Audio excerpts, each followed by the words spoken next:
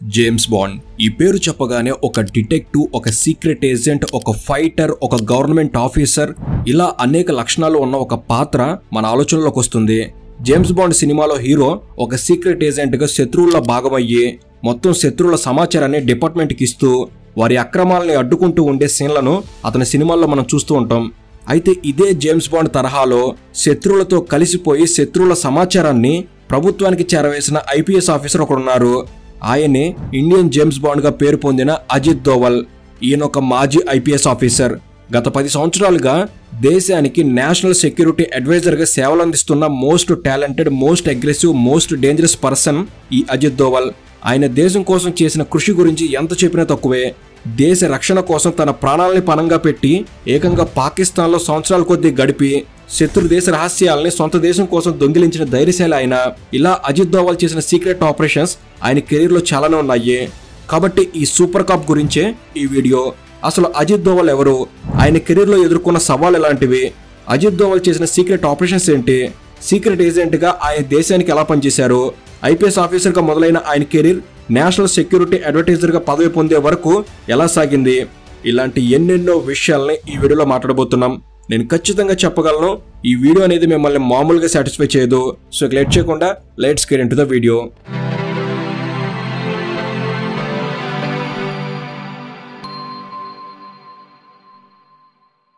అజిత్ కుమార్ దోవల్ 1945 జనవరి 20న ఉత్తరాఖండ్లోని పౌరి గర్వాల్లో జన్మించారు. ప్రస్తుతం వీరి వయసు 79 సంవత్సరాలు. వీరి తండ్రి గారి పేరు జియాన్ దోవల్. వీరు ఆర్మీలో మేజర్గా ఉద్యోగం చేసేవారు. అజిత్ దోవల్ తల్లిగారు ఉత్తరప్రదేశ్ మాజీ ముఖ్యమంత్రి హెచ్ఎన్ బహుగుణ గారికి దగ్గర బంధువు. ఆర్థికంగా ఎటువంటి ఇబ్బందులు లేని కుటుంబంలోనే అజిత్ గారు జన్మించారు. అజిత్ గారి తండ్రి ఆర్మీలో మేజర్ కావడం వల్ల అజిత్ గారి చిన్నతనంలోనే అతని తండ్రి రాజస్థాన్లోని అజ్మీర్కి ట్రాన్స్ఫర్ అయ్యారు. దాంతో అక్కడే ఇండియన్ మిలిటరీ బోర్డింగ్ స్కూల్లోనే ఇంటర్మీడియట్ వరకు చదువు పూర్తి చేశారు. ఆ తర్వాత డిగ్రీ చదివేందుకు ఆగ్రా యూనివర్సిటీకి వెళ్లారు. 1967లో ఆగ్రా యూనివర్సిటీ నుంచి ఎకనామిక్స్లో డిగ్రీ పూర్తి చేశారు. వెంటనే సివిల్ సర్వీస్ ఎగ్జామ్ కోసం ప్రిపరేషన్ మొదలుపెట్టగా అదే సంవత్సరంలో అనగా 1967లోనే మొట్టమొదటి ప్రయత్నంలోనే సివిల్ సర్వీస్ ఎగ్జామ్ క్రాక్ చేసి ఐపీఎస్ ఆఫీసర్ అయ్యారు. ఆయన ఐపీఎస్ ఆఫీసర్గా సెలెక్ట్ అయ్యే సమయానికి అతని వయసు కేవలం 22 సంవత్సరాలు మాత్రమే. ఇక 1968లో ఐపీఎస్గా ట్రైనింగ్ పూర్తి చేసి కేరళలోని కొట్టాయం జిల్లాకు అసిస్టెంట్ ఎస్పీగా పోస్టింగ్ సాధించారు. ఐపీఎస్గా పోస్టింగ్ వచ్చిన కొద్ది రోజుల్లోనే అజిత్ గారికి డిపార్ట్మెంట్లో మంచి పేరు వచ్చింది. షార్ప్గా ఆలోచించడం, సరైన నిర్ణయాలు తీసుకోవడం ఇలాంటి వాటి వల్ల అజిత్ గారి మీద సీనియర్ ఆఫీసర్లకు మంచి ఇంప్రెషన్ ఏర్పడింది. ఇక కేరళలో అసిస్టెంట్ ఎస్పీగా ఉన్నప్పుడు 1971లో జరిగిన ఒక సంఘటన అజిత్ గారి కెరీర్ని పూర్తిగా మార్చేసింది. 1971లో కేరళలో కన్నూరు జిల్లా తలసేరిలో హిందువులకి ముస్లింలకి మధ్య గొడవలు మొదలయ్యాయి. ఈ గొడవలు కాస్త తీవ్రస్థాయి ఘర్షణలుగా మారాయి. వందల మంది రోడ్ల మీదకు వచ్చి విధ్వంసం సృష్టించడం మొదలుపెట్టారు. ఈ గొడవలు జరుగుతున్నప్పుడు కేరళలో కాంగ్రెస్ పార్టీ అధికారంలో ఉంది. హిందువులు ముస్లింల ఆస్తుల్ని, ముస్లింలు హిందువుల ఆస్తుల్ని ఇలా ఒకరికొకరివి ధ్వంసం చేశారు. ఘర్షణలు ఏ స్థాయికి వెళ్ళాయంటే పోలీసులు కూడా అక్కడికి వెళ్లేందుకు సాహసం చేయలేకపోయారు. మరోవైపు ఆస్తులు ధ్వంసం అవుతున్నాయి. అమాయక ప్రజలు ప్రాణాలు కోల్పోతున్నారు. దాంతో ప్రభుత్వం మీద ఒత్తిడి ఎక్కువైంది. దాంతో Kerala home minister Karunakaran Kerala police అధికారులతో అల్లర్లను ఎలా అదుపు చేయాలో విషయం మీద మీటింగ్ ఏర్పాటు చేశారు. ఆ మీటింగ్లో ఒక సీనియర్ ఆఫీసర్ అజిత్ దోవల్ గురించి చెప్పి తలసేరిలో జరుగుతున్న అల్లర్లను అదుపు చేసే బాధ్యతను అజిత్ గారికి అప్పగించాలి అనే ప్రపోజల్ తీసుకొచ్చారు. వెంటనే హోమ్ మినిస్టర్తో సహా ఇతర పోలీస్ ఆఫీసర్లు అజిత్ దోవల్ గురించి మాట్లాడుకుని ఫైనల్గా తలసేరిలో జరుగుతున్న అల్లర్లను అదుపు చేసే బాధ్యతను అజిత్ గారికి అప్పగించారు. పోలీసులు వెళ్లేందుకు కూడా సాహసం చేయని ప్రమాదకరమైన ఆ ప్రదేశానికి 1972 జనవరి 2న అజిత్ గారు ఒంటరిగా ఒక సామాన్య పౌరుడిగా వెళ్లి అక్కడున్న పరిస్థితులను గమనించారు. ఎవరు ఈ అల్లర్లకు నాయకత్వం వహిస్తున్నారు, అసలు అల్లర్ల వెనుక ఉన్న ఉద్దేశం ఏంటి, ఇలాంటి ఎన్నో విషయాల్ని రహస్యంగా తెలుసుకుని పూర్తిగా ఒక అంచనాకు వచ్చారు. డైరెక్ట్గా పోలీస్ ఫోర్స్ను ఉపయోగించడం కన్నా చర్చల ద్వారా మాత్రమే ఈ అల్లర్లను అదుపు చేయగలమని భావించి స్ట్రాటజిక్ ఇంటెలిజెన్స్ గ్యాదరింగ్ టెక్నిక్ ఉపయోగించి అల్లర్లు చేస్తున్న 2 వర్గాలతో చర్చలు మొదలుపెట్టి వారి డిమాండ్లేంటో తెలుసుకున్నారు. దీనినే పోలీస్ టెర్మినాలజీలో నెగోషియేషన్ అంటారు. జరిగిన ఆస్తి నష్టానికి పరిహారం ఇప్పించేలా 2 వర్గాల మధ్య నెగోషియేషన్ చేసి వారిని అజిత్ గారు ఒప్పించారు. దాంతో వారం రోజుల్లోనే అల్లర్లు పూర్తిగా ఆగిపోయాయి. ఈ సంఘటన మొత్తం దేశవ్యాప్తంగా అజిత్ దోవల్ గురించి తెలిసేలా చేసింది. ముఖ్యంగా అప్పట్లో ప్రధానమంత్రిగా ఉన్న ఇందిరాగాంధీ గారు కూడా అజిత్ దోవల్ చేసిన పనికి ఇంప్రెస్ అయ్యారు.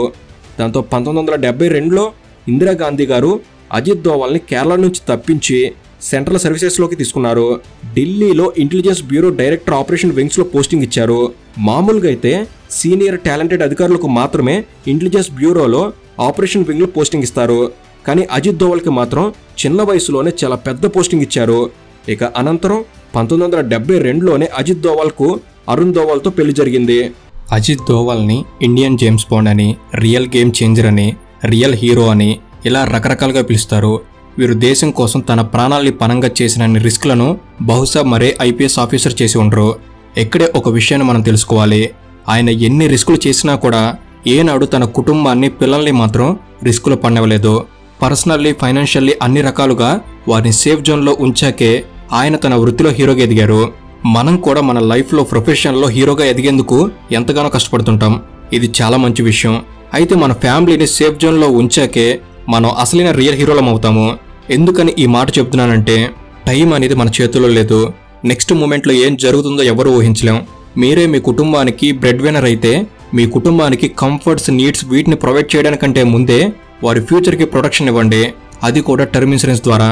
మీరు ఆన్లైన్లో తీసుకోవడం అనేది మీ ఏజెంట్ కమిషన్ తగ్గిస్తుంది. సో తక్కువ ధరలోనే మీకు టర్మ్ ఇన్సూరెన్స్ లభిస్తుంది. కింద డిస్క్రిప్షన్లో ఇచ్చిన లింక్ ద్వారా మీరు నేరుగా బజాజ్ అలయన్స్ లైఫ్ ఇన్సూరెన్స్లోకి వెళ్ళవచ్చు. ఇదే ఎందుకు ప్రత్యేకం మిగతా వాటికంటే, బికాజ్ వీరి క్లెయిమ్ సెటిల్మెంట్ రేషియో అనేది 99.23%గా ఉంది. వీరు ఇప్పటి వరకు 4.19 crores యొక్క పాలసీస్ని కవర్ చేశారు. వీరి 1 crore టర్మ్ ఇన్సూరెన్స్ అనేది 15 రూపీస్ పర్ డే నుంచి, 2 crore టర్మ్ ఇన్సూరెన్స్ అనేది 21 రూపీస్ పర్ డే నుంచి స్టార్ట్ అవుతున్నాయి.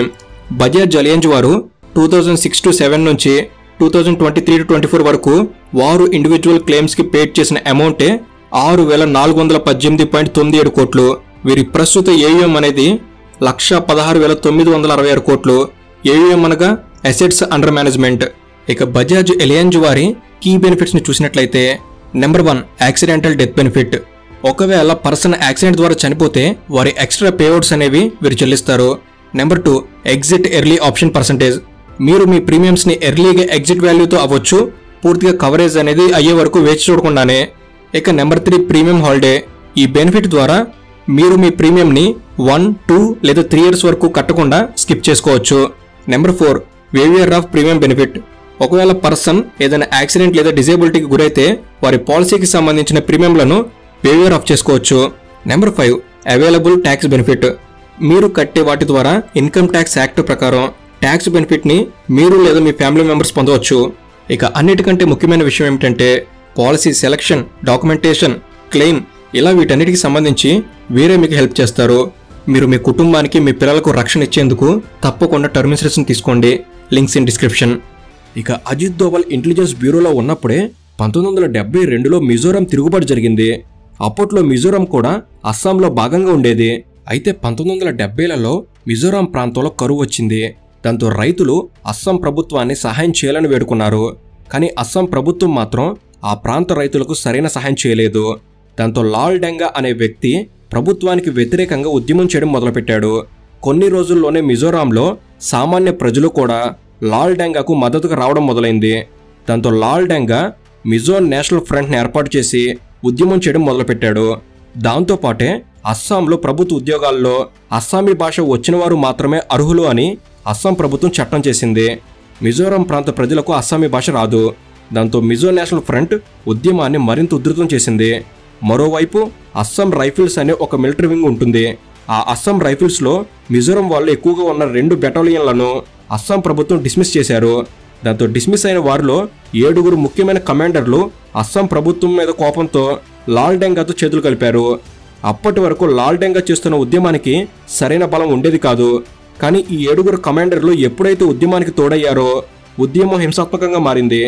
అప్పటి వరకు అస్సాం ప్రభుత్వం న్యాయం చేయాలని కోరిన మిజో నేషనల్ ఫ్రంట్ ఒక్కసారిగా తమను ప్రత్యేక దేశంగా గుర్తించాలి అని ఉద్యమం చేయడం మొదలుపెట్టింది. ఇండియన్ ఆర్మీ మీద దాడులు చేయడం మొదలుపెట్టారు. భారతీయ జెండాను దించి వారి కొత్త జెండా ఎగరేసుకుని వారిని వారే స్వతంత్ర దేశంగా ప్రకటించుకున్నారు. దాంతో ఈ సమస్య మీద కేంద్ర ప్రభుత్వం దృష్టి పెట్టింది. మిజోరాం ప్రజలు చాలా మంది మిజో నేషనల్ ఫ్రంట్ చేస్తున్న ఉద్యమానికి మద్దతుగా ఉండటం ప్రభుత్వానికి మరింత ఇబ్బందికరంగా మారింది. ప్రజల మద్దతు ఉన్నప్పుడు ఉద్యమం చేస్తున్న వారి మీద ఎలాంటి మిలిటరీ యాక్షన్ తీసుకున్నా కూడా ప్రజలు మరింత అలర్లు సృష్టిస్తారు. దాంతో ఏం చేయలేని పరిస్థితుల వలన ఈ సమస్య అనేది ప్రభుత్వానికి ఎలా పరిష్కరించాలో తెలియక చాలా కష్టతరంగా మారిపోయింది. దాంతో అజిత్ దోవల్ స్వయంగా ఇంటెలిజెన్స్ బ్యూరో డైరెక్టర్ వద్దకు వెళ్ళి నన్ను అక్కడికి పంపండి, నేను అక్కడ పరిస్థితుల్ని కంట్రోల్ చేస్తా అని అడిగి మరీ మిజోరాంలో పోస్టింగ్ వేయించుకున్నారు. అస్సాంలోని intelligence bureau local unit subsidiary intelligence బ్యూరోకి హెడ్గా మిజోరాం వెళ్ళాడు. మిజోరాం వెళ్ళి ఒక గూఢాచారిగా మారి అక్కడ పరిస్థితుల్ని పూర్తిగా అంచనా వేశారు. అజిత్ దోవల్కి అర్థమైంది ఏమిటంటే మిజో నేషనల్ ఫ్రంట్ ఉద్యమాన్ని నడిపిస్తున్న లాల్ డెంగా యొక్క ప్రధానమైన బలం అస్సాం రైఫిల్స్ నుంచి డిస్మిస్ అయిన 7 కమాండర్లు అని. కాబట్టి ఈ 7 అనుకూలంగా మార్చుకుంటే మొత్తం ఉద్యమాన్ని అణిచివేయొచ్చని గ్రహించారు.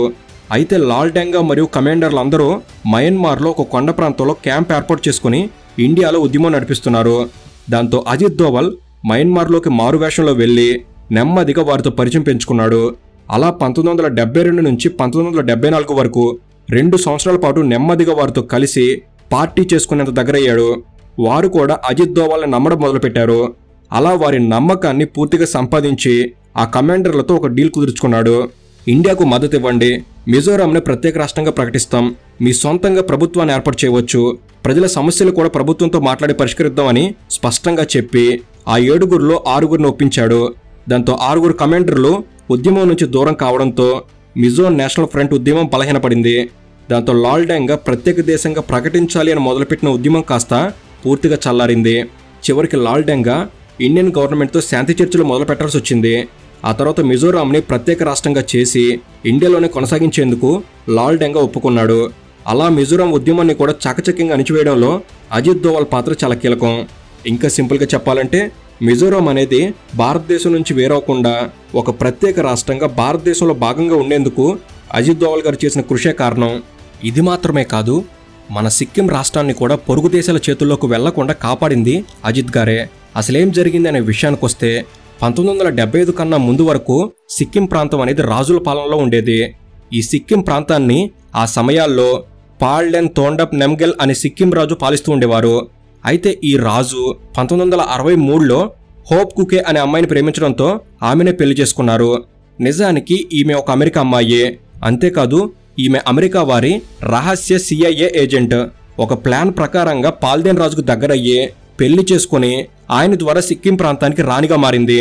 సిక్కింను గుప్పిట్లో ఉంచుకొని ఇండియాను దెబ్బతీయాలి అని అమెరికా వేసిన ప్లాన్లో భాగంగా సిక్కిం రాజును లోబరుచుకొని ఈమె అతన్ని పెళ్లి చేసుకుంది. ఇక హోప్ క్రూక్ సిక్కిం రాణి అయ్యాక సిక్కిం పూర్తిగా అమెరికా చెప్పు చేతుల్లోకి వెళ్ళింది. దాంతో ప్రధానమంత్రి ఇందిరాగాంధీ సిక్కిం రాజును ఎలాగైనా గద్దె దింపాలని భావించారు. ఇండియన్ రా ఏజెన్సీ సహాయంతో సిక్కింలో ఉన్న పరిస్థితులను తెలుసుకుని సిక్కిం రాజును గద్దె దించడం కోసం ఒక ప్లాన్ సిద్ధం చేశారు. సిక్కింలో ఉన్న రాజకీయ పార్టీలకు ఫండింగ్ చేస్తూ ఆ రాజకీయ పార్టీలకు మద్దతిస్తే సిక్కింలో రాజకీయ పార్టీలు బలపడతాయి. రాజకీయ పార్టీలు బలపడితే సిక్కింలో రాచరికానికి వ్యతిరేకంగా వారే ఉద్యమం చేస్తారు. దాంతో సిక్కింలో రాచరికాన్ని అంతం చేయవచ్చని భావించారు. ఈ పని చేసేందుకు ప్రభుత్వం అజిత్ దోవల్కు బాధ్యతలు ఇచ్చింది. దాంతో అజిత్ దోవల్ సిక్కిం వెళ్లి సిక్కిం నేషనల్ కాంగ్రెస్ పార్టీకి చెందిన కాజీ డోగ్రీ అనే వ్యక్తితో మాట్లాడి ఇండియా నుంచి అతనికి కావాల్సిన డబ్బు ఇస్తూ ప్రోత్సహించారు. దాంతో చాలా తక్కువ సమయంలోనే కాజీ డోగ్రీకి సిక్కిం ప్రజల నుంచి మద్దతు లభించింది. దాంతో ప్రజలంతా కలిసి తిరుగుబాటు చేసి సిక్కింలో ఎన్నికలు జరగాల్సిందే అని ఉద్యమం మొదలుపెట్టారు. దాంతో సిక్కిం రాజు ఇందిరాగాంధీకి ఒక లేఖ రాశాడు.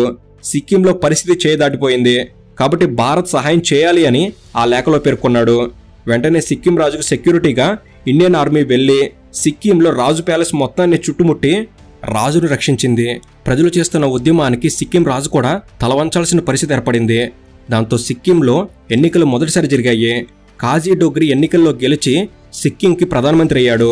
ప్రధానమంత్రి ఎలాగా అంటే సిక్కిం ఇండియాలో అప్పటికి భాగం కాదు, అదో ప్రత్యేక రాజ్యంగా ఉండేది. కానీ 1975 ఏప్రిల్లో సిక్కింని ప్రత్యేక దేశంగా ఉంచాలా లేదా ఇండియాలో విలీనం చేయాలా అని రెఫరెండం జరిగింది. ఆ రెఫరెండంలో 97% మంది సిక్కింని ఇండియాలో విలీనం చేయాలని ఓటు వేశారు. దాంతో 1975 మే 16న సిక్కిం ఇండియాలో ఒక రాష్ట్రంగా అవతరించింది. సిక్కింకి ప్రధానిగా ఉన్న కాజీ డోగ్రీ సిక్కింకి ముఖ్యమంత్రి అయ్యారు. అలా సిక్కిం ద్వారా ఏర్పడిన సమస్యను పరిష్కరించేందుకు కూడా అజిత్ దోవల్ కీలకంగా వ్యవహరించాడు. అజిత్ దోవల్ మిజోరాం సిక్కిం విషయంలో చేసిన కృషికి గుర్తింపుగా 1975లో ప్రెసిడెంట్ పోలీస్ మెడల్ లభించింది. సహజంగా ప్రెసిడెంట్ పోలీస్ మెడల్ రావాలి అంటే పోలీస్ అధికారి 14 సంవత్సరాల సర్వీస్ పూర్తి చేసి ఉండాలి. కానీ 1975కు అజిత్ దోవల్ ఉద్యోగంలో చేరి 7 సంవత్సరాలు అవుతుంది. అయినా కూడా అజిత్ దోవల్కి సర్వీస్ విషయంలో ఎక్సెప్షన్ ఇచ్చారు. దాంతో 7 సంవత్సరాల సర్వీస్లోనే ప్రెసిడెంట్ పోలీస్ మెడల్ అందుకున్నారు. దాంతో అజిత్ దోవల్కి జాతీయ స్థాయిలో గుర్తింపు లభించింది. దాంతో అజిత్ దోవల్ చిన్న వయసులోనే నేషనల్ సెక్యూరిటీ వింగ్లో ఇంపార్టెంట్ మెంబర్ అయ్యారు. అయితే 1974 మేలో ఇండియా మొట్టమొదటిసారిగా న్యూక్లియర్ టెస్ట్ను విజయవంతంగా పూర్తి చేసింది. దాంతో పాకిస్తాన్ కూడా ఇండియాకు పోటీగా సీక్రెట్గా న్యూక్లియర్ రీసెర్చ్ మొదలుపెట్టింది. పాకిస్తాన్ చేస్తున్న రహస్య అణ్వస్త్ర ప్రయోగాలకు ఫ్రాన్స్, చైనాలు సహకారం అందించేవి. కానీ కొంతకాలం తర్వాత ఫ్రాన్స్ పాకిస్తాన్కి సహాయం చేయడం ఆపేసింది. దాంతో పాకిస్తాన్ నుంచి అధికారులు పదే పదే ఉత్తర కొరియాకు వెళ్లి వస్తున్నారన్న విషయం ఇండియాకు ఇంటెలిజెన్స్ ద్వారా తెలిసింది. దాంతో పాకిస్తాన్ మీద అనుమానం మరింత ఎక్కువైంది. అసలు పాకిస్తాన్ ఏం చేస్తుందో తెలుసుకోవాలి అని ఇందిరాగాంధీ గారు రా మరియు ఐబీలకు బాధ్యతలు అప్పగించారు. దాంతో 1975లో ఇండియన్ ఇంటెలిజెన్స్ బ్యూరో అజిత్ దోవల్ని సీక్రెట్ ఏజెంట్గా పాకిస్తాన్ వెళ్లి సమాచారం సేకరించాలని పంపించారు. పాకిస్తాన్లో ఉండే ఇండియన్ ఎంబసీకి సెక్రటరీగా అజిత్ దోవల్ని నియమించి పాకిస్తాన్ పంపించారు. అజిత్ దోవల్ పాకిస్తాన్లో గెడ్డం బాగా పెంచి ముస్లిం కమ్యూనిటీలు కలిసిపోయి పాకిస్తాన్కి సంబంధించిన అనేక విషయాలను సేకరించడం మొదలుపెట్టారు. పాకిస్తాన్ ఇస్లామాబాద్లోని కహోటా ల్యాబొరేటరీలో న్యూక్లియర్ రీసెర్చ్ చేస్తుందన్న విషయం తెలుసుకుని ఆ ల్యాబొరేటరీ దగ్గరలో ఎవరికి అనుమానం రాకుండా బెచ్చగాడిగా వేషం వేసుకుని తిరుగుతూ ఉండేవాడు. ఆ క్రమంలో ఆ ల్యాబ్లో ఏం జరుగుతుంది, ఎవరెవరు రీసెర్చ్ ప్రోగ్రాంలో కీ రోల్ ప్లే చేస్తున్నారు, ఇలాంటి అత్యంత రహస్యమైన సమాచారాన్ని రాబట్టి ఇండియాకు చేరవేస్తూ ఉండేవారు. ఇలా అజిత్ దోవల్ పాకిస్తాన్లో మారువేషంలో తిరుగుతూ ఉన్నప్పుడు ఒకసారి ఒక వ్యక్తి దగ్గరకు వచ్చి, ఎవరు నువ్వు, ఎందుకు ఇలా మారువేషంలో తిరుగుతున్నావని ప్రశ్నించారు. దాంతో ఇక తాను దొరికిపోయినని భావించి, ఎలా నన్ను గుర్తుపట్టావని అజిత్ గారు అతన్ని అడిగితే అతను ఇలా చెప్పాడు, నువ్వు హిందువు అని తెలుసు, నేను కూడా హిందువునే, ఇక్కడ హిందువుల్లో బ్రతకడం కష్టం, అందుకేనా నువ్వు ముస్లింగా మరి బ్రతుకుతున్నావా అని ఆ వ్యక్తి తిరిగి అడిగారు.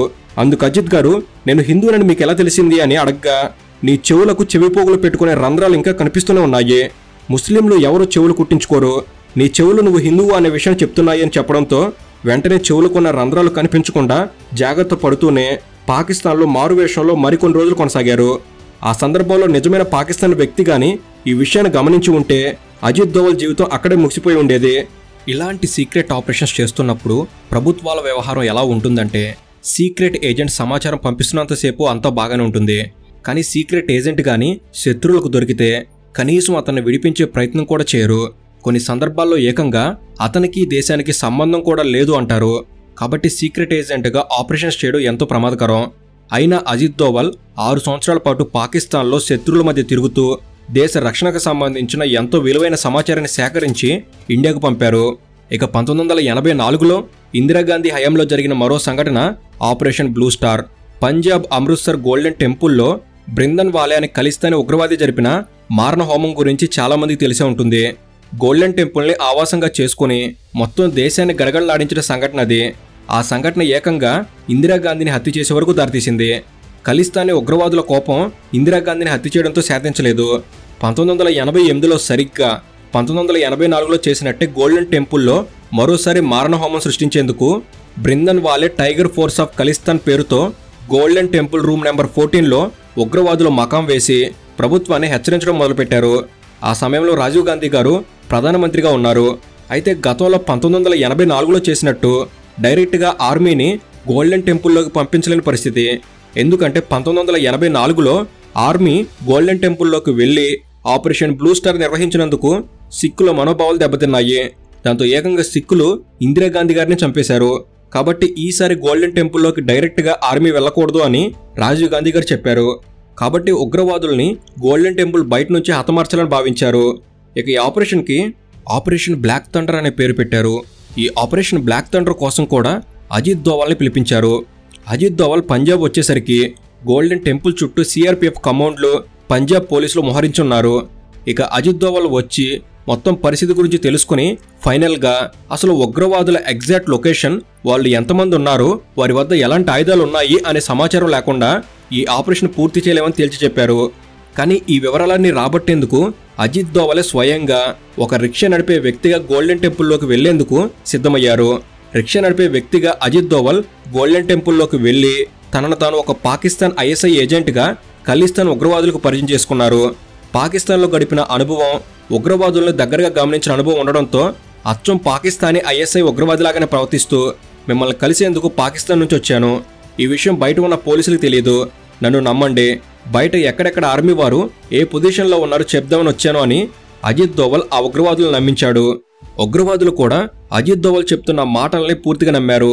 ఈ సమయంలోనే అజిత్ దోవల్ లోపల ఎంతమంది ఉగ్రవాదులు ఉన్నారు, వారు ఎక్కడెక్కడున్నారు, ఇలా వారికి సంబంధించిన సమాచారాన్ని సేకరించి బయటకొచ్చాడు. జాగీర్ సింగ్ అనే వ్యక్తి ఈ ఉగ్రవాదుల కుట్రకు ప్రధాన కారణం అనే విషయం కూడా అజిత్ దోవల్కి అర్థమైంది.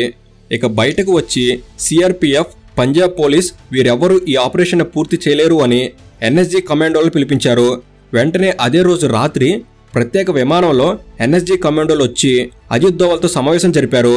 ఆ సమావేశంలో అజిత్ దోవల్ సేకరించిన సమాచారం మొత్తాన్ని ఎన్ఎస్జీకి వివరించి ఆపరేషన్ని ఎలా పూర్తి చేయాలో కూడా చెప్పారు. ముందుగా గోల్డెన్ టెంపుల్కి కరెంట్ వాటర్ సప్లై కట్ చేయమని చెప్పారు. అజిత్ దోవల్ చెప్పినట్టే గోల్డెన్ టెంపుల్లో కరెంట్ వాటర్ సప్లై కట్ చేశారు.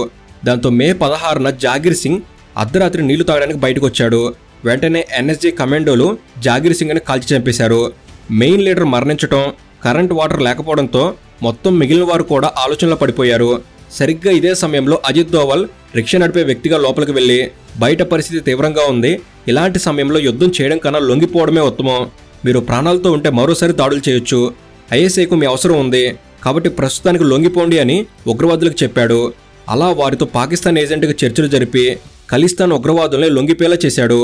1988 మే 18న ఉగ్రవాదులందరూ లొంగిపోయారు. దాంతో ఆపరేషన్ బ్లాక్ థండర్ విజయవంతంగా పూర్తవుతుంది. ఈ ఆపరేషన్లో కూడా కాస్త అనుమానం వచ్చినా ఉగ్రవాదుల చేతిలో అజిత్ దోవల్ మరణించి ఉండేవారు. మొత్తం జీవితాన్ని రిస్కులో పెట్టి దేశం కోసం అజిత్ దోవల్ ఈ పని చేశారు. దాంతో 1989లో అజిత్ దోవల్ చేసిన పనికి గుర్తింపుగా కేంద్ర ప్రభుత్వం కీర్తి చక్ర పురస్కారం ఇచ్చి గౌరవించింది. ఈ కీర్తి చక్ర పురస్కారాన్ని కేవలం ఆర్మీ, నేవీ, ఎయిర్ ఫోర్స్, త్రివిధ దళాల వారికి మాత్రమే ఇస్తారు. కానీ చరిత్రలో కీర్తి చక్ర పురస్కారం అందుకున్న ఏకైక పోలీస్ అధికారి అజిత్ దోవల్ మాత్రమే. ఇక 1992లో అజిత్ దోవల్ని ప్రభుత్వం లండన్ ఎంబసీలో పనిచేసేందుకు పంపించింది. 1996 వరకు లండన్ కేంద్రంగా విదేశాల్లో జరుగుతున్న అనేక కార్యకలాపాలను అజిత్ దోవల్ రహస్యంగా తెలుసుకుంటూ ఉండేవారు. అలా ఆ సమయంలో కూడా దేశానికి ఉపయోగపడే ఎంతో విలువైన సమాచారాన్ని సేకరించి పంపిస్తూ ఉండేవారు. ఇక 1996లో తిరిగి ఇండియాకు వచ్చారు. ఇలా భారతదేశానికి కావలసిన ఎన్నెన్నో ముఖ్యమైన రహస్య విషయాలని అజిత్ దోవల్ సేకరిస్తూ ఉండేవారు. ఇంటెలిజెన్స్ ద్వారా సమాచారం సేకరించడం, సమాచారానికి తగిన చర్యలు తీసుకోవడం, ఇలాంటి సున్నితమైన విషయాలు పనిచేస్తూ ఉండేవారు. 1998లో కేంద్రంలో ప్రభుత్వం మారింది.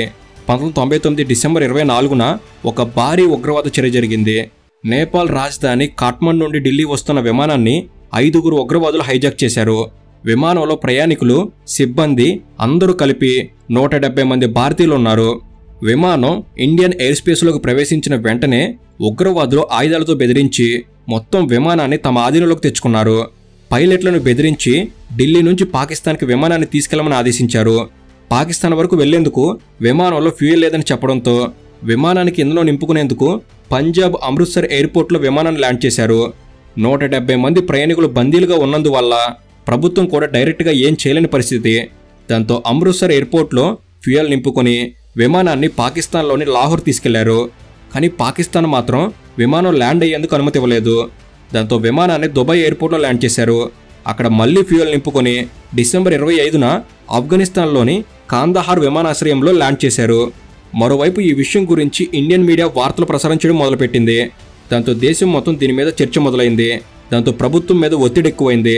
ఇస్లామాబాద్లో ఇండియన్ హై కమిషనర్గా పనిచేస్తున్న ఏఆర్ ఘన్శ్యామ్ని ప్రభుత్వం ఉగ్రవాదుల డిమాండ్లేంటో తెలుసుకోమని వెంటనే కాందహార్కు పంపింది. ఏఆర్ ఘన్శ్యామ్ అక్కడికి వెళ్లి ఉగ్రవాదులతో మాట్లాడి పూర్తి వివరాలని ఇండియాకు పంపించారు. ఉగ్రవాదులు ఒక్క ఆఫీసర్ కాదు, ఇండియా నుంచి మరికొందరు ముఖ్యమైన వారు స్వయంగా వస్తే చర్చలు జరపడానికి రెడీగా ఉన్నామని చెప్పారు. దాంతో ఇండియన్ గవర్నమెంట్ 7 సభ్యులున్న టీంని కాందహార్ పంపింది. ఈ 7లో అజిత్ దోవల్ కూడా ఉన్నారు. అజిత్ దోవల్కి 1971 నుంచి 1999 వరకు మొత్తం 15 హైజాకుల్లో నెగోషియేటర్గా పనిచేసిన అనుభవం ఉంది. కాబట్టి కాందహార్ వెళ్లిన 7 సభ్యుల్లో ముఖ్యమైన వ్యక్తి అజిత్ దోవల్. అజిత్ దోవల్కున్న అనుభవం గురించి అధికారులకు పూర్తిగా తెలుసు కాబట్టి ఆయన ఈ ఆపరేషన్ని పూర్తి చేయగలరు అనే నమ్మకం అజిత్ దోవల్ మీద ఉంది. ఇక కాందహార్ వెళ్లిన వెంటనే అజిత్ దోవల్ ఉగ్రవాదులతో నెగోషియేట్ చేయడం మొదలుపెట్టారు. ఉగ్రవాదులు పదే డిమాండ్లు మారుస్తూ ఉన్నారు. దాంతో అజిత్ దోవల్ డిమాండ్లు ఏంటో స్పెసిఫిక్గా రాసి పంపండి, మేము వాటి గురించి ఆలోచిస్తామని చెప్పారు. దాంతో ఉగ్రవాదులు ఇండియా జైలులో ఉన్న 36 మంది ఉగ్రవాదులను విడుదల చేయాలి, $200 మిలియన్ చెల్లించాలి అని 2 డిమాండ్లను పేపర్ మీద రాసి బయటకు విసిరారు. ఈ డిమాండ్లు పరిష్కరించడం అసాధ్యమని అజిత్ గారు తేల్చేశారు. మరోవైపు ప్రభుత్వం మీద ఒత్తిడి పెరుగుతూ ఉంది. ప్రయాణికుల కుటుంబాలు ప్రభుత్వాన్ని ఒత్తిడి చేస్తూ ఉన్నాయి. అదీ కాక ప్రభుత్వానికి ఈ విషయంలో ప్లాన్ బి అనేది లేదు. సైన్యాన్ని కాందహార్ ఎయిర్పోర్టుకు పంపి ఉగ్రవాదుల్ని రౌండప్ చేద్దామంటే పాకిస్తాన్ మీద నుంచే వెళ్లాల్సి ఉంటుంది. కాబట్టి రహస్యంగా భారత సైన్యానికి సంబంధించిన విమానాలు పాకిస్తాన్ మీద నుంచి పంపిస్తే పాకిస్తాన్ ఈ సమాచారాన్ని ఉగ్రవాదులకు చెప్పకుండా ఉంటుందా అని అనుమానం ఉంది. కాబట్టి పాకిస్తాన్ని నమ్మలేని పరిస్థితి. కాస్త అటు ఇటు ఏదైనా జరిగితే మొత్తం ప్రయాణికుల ప్రాణాలకి ముప్పు ఏర్పడుతుంది. కాబట్టి ప్రభుత్వం ముందు ఉన్నది ఒకటే మార్గం, అదే నెగోషియేషన్. కాబట్టి ఈ ఆపరేషన్ పూర్తి బాధ్యత అజిత్ దోవల్ మీదే ఉంది. అయినా ఈ విషయంలో కూడా అజిత్ దోవల్ చాకచక్యంగా వ్యవహరించి ఎట్టకేలకు ఉగ్రవాదులను ఒప్పించాడు. 36 మందిని విడుదల చేయమని అడిగితే 3 ఉగ్రవాదులను విడుదల చేసేందుకు అంగీకరించి ఉగ్రవాదులను ఒప్పించాడు. మాట ప్రకారం 3 ఉగ్రవాదులను విడుదల చేసి ప్రయాణికులు సురక్షితంగా విడుదల చేయించాడు. ఈ విమానం హైజాక్ దేశం వెలుపల నేపాల్లో జరిగింది. కాబట్టి దేశ భద్రతను మరింత పటిష్టం చేయాలని నిర్ణయించుకున్నాడు. దానిలో భాగంగానే అన్ని సెక్యూరిటీ ఏజెన్సీలకు ఒక కోఆర్డినేటర్గా ఉండేలా మల్టీ ఏజెన్సీ సెంటర్ను ఏర్పాటు చేశాడు. కౌంటర్ టెర్రరిజం మీద పోరాడేలా జాయింట్ టాస్క్ ఫోర్స్ ఆఫ్ ఇంటెలిజెన్స్ను కూడా ఏర్పాటు చేశాడు. ఇక ఈ సంఘటన తర్వాత అజిత్ దోవల్కి అప్పటి హోమ్ మినిస్టర్ ఎల్కై అద్వానీ గారికి మధ్య చాలా మంచి సంబంధాలు ఏర్పడ్డాయి. ఎంతోమంది సీనియర్ అధికారులు ఉన్న అజిత్ దోవల్ మాత్రం డైరెక్ట్గా హోమ్ మినిస్టర్తో చర్చించేవాడు. దాంతో అజిత్ దోవల్ మీద రాజకీయ విమర్శలు మొదలయ్యాయి. అధికారులు కూడా అజిత్ దోవల్కి హోమ్ మినిస్టర్గా ఉన్న పరిచయంతో అజిత్ దోవల్కి పూర్తి స్వేచ్ఛ ఇచ్చారు. దాంతో రాజకీయ విషయాల్లో జోక్యం చేసుకోవడం మొదలుపెట్టారు. ఇక 1999లో ముఫ్తీ మహమ్మద్ సయ్యద్ కాశ్మీర్లో పీపుల్స్ డెమోక్రటిక్ పార్టీ స్థాపించడంలో అజిత్ గారి పాత్ర కూడా ఉంది అనేది ఆయన మీద ఉన్న ఆరోపణ. పీడీపీ పార్టీ ఏర్పాటు వెనక చాలా పెద్ద రాజకీయం జరిగింది. అవన్నీ కలిసి కాశ్మీర్లో పీడీపీ ఏర్పాటు అయ్యేలా చేశాయి. పీడీపీ ఏర్పాటు కావడంలో అనేక కారణాలుంటే వాటిలో అజిత్ గారు కూడా ఒకరు. అంతేకాని పూర్తిగా అజిత్ గారి వల్లనే పీడీపీ పార్టీ ఏర్పడిందని చెప్పలేం. కానీ ఎన్డీఏ ప్రభుత్వం అధికారంలో ఉన్నన్ని రోజులు అజిత్ గారు పూర్తిగా హోమ్ మినిస్టర్కి సన్నిహితంగా ఉంటూ పనిచేశారు. దాంతో 1999లో అజిత్ గారి కన్నా సీనియర్ అధికారులు ఉన్నా కూడా ఏకంగా రా చీఫ్గా అజిత్ దోవల్ పేరును రికమెండ్ చేశారు. కానీ national security adviser Brajesh Mishra మాత్రం అందుకు అంగీకరించలేదు. దాంతో అజిత్ గారు రా చీఫ్ కాలేకపోయారు. కానీ 2004లో ఇంటెలిజెన్స్ బ్యూరోకి కొత్త డైరెక్టర్ని నియమించాల్సి వచ్చింది. సరిగ్గా అదే సమయంలో 2004 జూలైలో కాంగ్రెస్ పార్టీ ప్రభుత్వాన్ని ఏర్పాటు చేసింది. సీనియారిటీ ప్రకారం ఇంటెలిజెన్స్ బ్యూరో డైరెక్టర్ పదవి అజిత్ గారికి దక్కాలి. దాంతో కాంగ్రెస్ పార్టీ ఇంటెలిజెన్స్ బ్యూరో డైరెక్టర్గా అజిత్ దోవల్ నియమించింది. కానీ ఇంటెలిజెన్స్ బ్యూరో డైరెక్టర్ పదవిలోకి వచ్చిన తర్వాత 6 నెలల్లోనే అజిత్ గారికి 60 సంవత్సరాలు నిండడంతో ఉద్యోగం నుంచి రిటైర్మెంట్ తీసుకోవాల్సి వచ్చింది. 2005 జనవరి 20న అజిత్ గారు ఉద్యోగం నుంచి రిటైర్ అయ్యారు. నిజానికి ఒక అధికారి ఉద్యోగంలో ఈ స్థాయికి వెళ్ళాక ప్రభుత్వం వారి సర్వీస్ని పొడిగించే అవకాశం ఉంటుంది. అదీ కాక అజిత్ గారికి ఉన్న అనుభవం దేశానికి ఉపయోగపడుతుంది. కానీ అజిత్ గారికి మాత్రం సర్వీస్ ఎక్స్టెన్షన్ అనేది ప్రభుత్వం ఇవ్వలేదు. దాంతో ఐపీఎస్ ఆఫీసర్గా అజిత్ గారి సేవలు పూర్తయ్యాయి. ఇప్పటి వరకు చెప్పుకున్నవి కేవలం కొంత మాత్రమే. దేశ భద్రత, అధికారుల భద్రత, కొన్నిసార్లు నిబంధనలకు విరుద్ధంగా కూడా కొన్ని చేయాల్సి వస్తుంది. కాబట్టి ఇలాంటి అనేక కారణాల వల్ల అధికారులు చేసే ప్రతి రహస్య పనిని బాహ్య ప్రపంచానికి తెలిసేలా బయటపెట్టరు. కాబట్టి బయటకు రాకుండా అజిత్ గారు చేసిన సీక్రెట్ ఆపరేషన్స్ ఇంకా చాలా ఉన్నాయి. అజిత్ గారి గురించి ఇంత తెలుసుకున్నాం కదా. ఆయన రిటైర్ అయ్యాక ఇంటికే పరిమితమయ్యే వ్యక్తి అనుకుంటే పొరపాటే. ఆయనకు ఉన్న పరిచయాలు, ఆయన సాధించిన అనుభవం, ఆయనకు తెలిసిన రహస్యాలు వీటన్నిటిని ఉపయోగించి పదవి లేకపోయినా పనిచేయడం మొదలుపెట్టారు. ఏకంగా ఏ పదవి లేకుండానే దావూద్ ఇబ్రహీంని పట్టుకునే ప్రయత్నం చేశారు. ఇలా చెప్తూ పోతే చాలా ఉన్నాయి. కాబట్టి దేశంలో కాంగ్రెస్ పార్టీకి వ్యతిరేకంగా పోరాడేందుకు ఎలాంటి వ్యవస్థను సిద్ధం చేశారు, ఎన్డీఏ ప్రభుత్వ ఏర్పాటులో అజిత్ గారి పాత్ర ఏంటి, నేషనల్ సెక్యూరిటీ అడ్వైజర్గా కీలకమైన పదవిలో గత 10 సంవత్సరాలుగా అజిత్ గారు ఎలాంటి కృషి చేశారు, సర్జికల్ స్ట్రైక్స్ పుల్వామా దాడికి ఎలాంటి సమాధానం చెప్పారు, గత 10 సంవత్సరాలుగా దేశ భద్రతా వ్యవహారాల్లో అజిత్ గారి పాత్ర ఏంటి, ఇలా రిటైర్మెంట్ తర్వాత అజిత్ గారు చేసిన పనుల గురించి చెప్పుకోవాల్సింది ఇంకా చాలా ఉంది. కాబట్టి అవన్నీ కూడా మీరు తెలుసుకోవాలనుకుంటే పార్ట్ 2 అని కామెంట్ చేయండి. ఈ వీడియోకి కంటిన్యూషన్గా ఆ పార్ట్ 2ను కూడా వీలైనంత త్వరలో రిలీజ్ చేస్తాము. సో ఇది ఫ్రెండ్స్ మన ఇండియన్ జేమ్స్ బాండ్ గురించిన కొన్ని విషయాలు. అజిత్ దోవల్ గారిపై మీ అభిప్రాయం ఏమిటి తప్పకుండా కామెంట్ చేయండి. ఈ వీడియో అనేది మీరు కొన్ని కొత్త విషయాలు తెలుసుకోవడంలో ఎంతో కొంత ఉపయోగపడిందని భావిస్తున్నాను. ఈ వీడియో కనుక మీకు నచ్చినట్లయితే జస్ట్ లైక్ చేయండి చాలు. మీరు మీ కుటుంబానికి, మీ పిల్లలకు రక్షణ ఇచ్చేందుకు తప్పకుండా టర్మ్ ఇన్సూరెన్స్ తీసుకోండి. Links in description. ఇలాంటి మరిన్ని ఇన్ఫర్మేటివ్ వీడియోస్ ఇక్కడ నుంచి రాబోతున్నాయి. వాటిని మీరు కూడా పొందేందుకు తప్పకుండా మన తెలుగు నాలెడ్జ్ సబ్స్క్రైబ్ చేసుకుని బెల్ని ఆల్లో పెట్టుకోగలరు మనవి. Thank you for watching. Have a good day.